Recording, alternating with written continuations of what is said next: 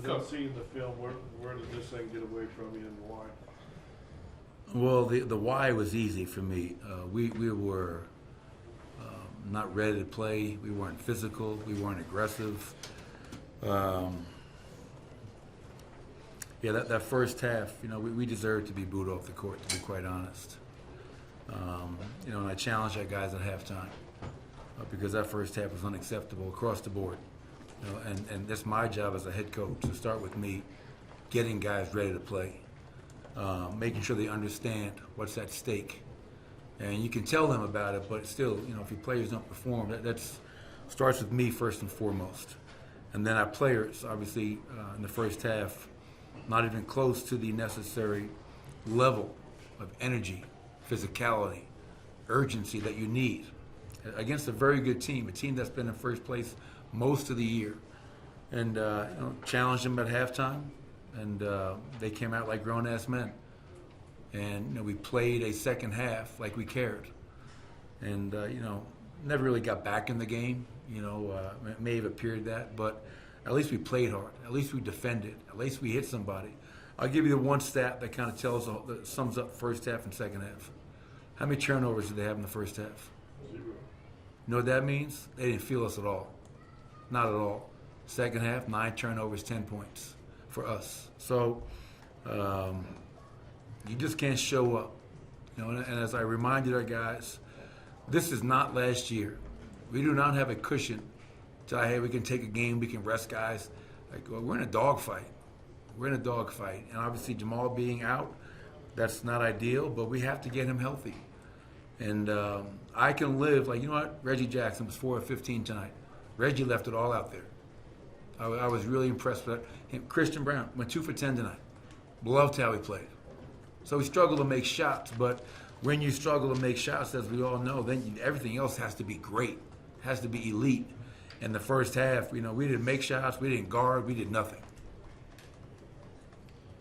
Is that disappointing that you didn't see the effort immediately with, what's at stake? Like you said, the seeding, you guys are in a battle for, the number 1 seed with a couple What do you teams think, right now. Harrison? Yes. Were you disappointed as a fan? Absolutely. Exactly. That's why I said. The fans had every right to be disappointed with that first half. It's, again, going into this game, we're half game up in first place. And, the only chance we have of winning the tiebreaker against Minnesota is to beat them 3-1, because we're not going to catch them in the conference wins. Just not. So, you let a golden opportunity slip through your hands.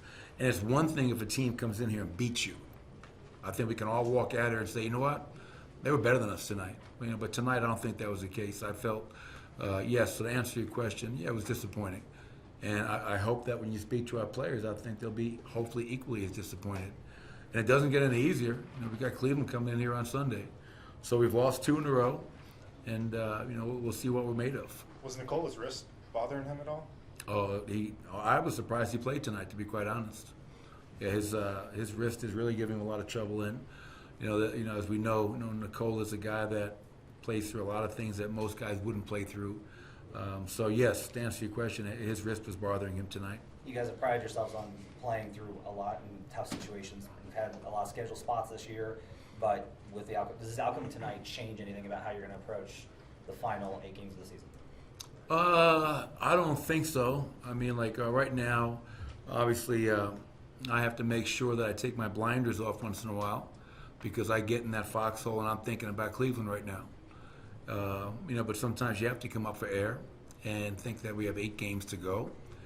And I was just talking with Jamal, and he apologized to me. I said, don't apologize, man. You're not trying to be hurt. And your health is more important than a win right now. Because as I've said many times to you guys, I have complete confidence that our group, regardless of seed, can beat anybody anywhere when we're healthy. Because we've done it. But I'll have to think about that one, Matt, about kind of where it at. But I just want to win. I want to get back to playing 48 minutes of Denver Nugget basketball, so we can walk out of here feeling really good about ourselves, playing the right way. And you think about it, I think we're 15-4 now since the break. Overall, it's been phenomenal. Phenomenal. That's incredible to do, but I just hate losing 2 in a row. That really bothers me, if you can't tell. What about their defense stood out in terms of holding you guys to 98 points and that beat the number 1 ranked defense in the NBA? Yeah, I mean, just their size, their length. Obviously, we really struggle to make shots. Another night where we were 2 for 9 in transition opportunities. Phoenix game, we were 1 for 7. So even when you think you have an avenue to the rim, there's a Rudy Gobert, there's a Jaden McDaniels, there's Naz Reid. You got a great athlete in Edwards. So there's a reason they're the number 1 defense in the NBA through 70-plus games. And when you're not getting stops, you only have 4 transition points. Since the break, we're averaging over 18. But if you can't get a stop, then it's going to make it really hard to get out and run. So now you're playing against a half-court defense, and they're elite in the half-court. So, a lot of things that we can clean up for sure. One more. On nights like tonight where Jamal's been out for a few games now, where can Mike and Aaron scale up their scoring, and especially in matchups like this one where Nicole is facing double teams as often as he is, and where can they continue to get better? Well, I think, the way they guard us, obviously Rudy Gobert just roams the paint. They put Naz Reid or Towns when he's healthy on Nicola. And they assign Rudy Gobert to Aaron, and he just kind of plays free safety, roams the paint. So in those instances, obviously Aaron, like he did early tonight, finding the gaps, finding the openings in the paint, playing behind the defense, as well as looking to create 2-on-1 opportunities on and off the ball. Because Gobert is just roaming. He's like a free safety out there.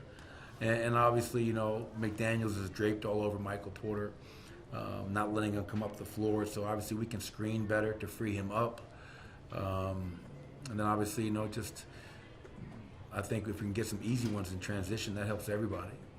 Again, it's tough playing against that defense in the half court for 48. And I felt for most of the night it was just a slugfest in the half court, and that's to their advantage. Thank you, Coach. Thanks, everybody.